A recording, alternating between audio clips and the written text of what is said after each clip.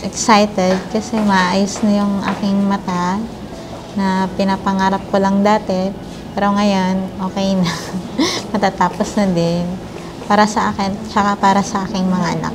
Para hindi din sila mabuli na ganito yung mama nila.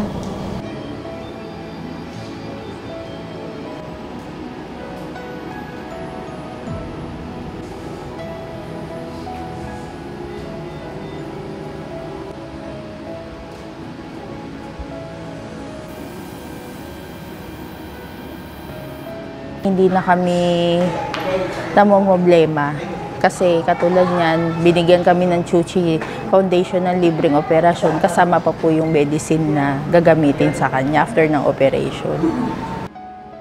Kaya masaya lang po ako.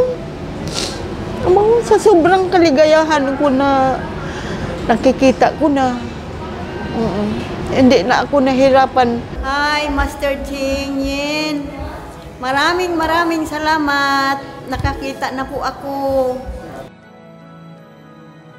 Sobrang mahal na mahal po namin siya, and then kahit ng mga anak ko po, sobra talaga. Parang mas tinuring talaga namin siyang parang nanay na din. At her age, nasa 84 going to 85 na siya, so parang yung buhay niya hindi natatagal. Yung last life niya, gusto ko naman maging masaya din po siya. Yung makita niya po yung liwanag.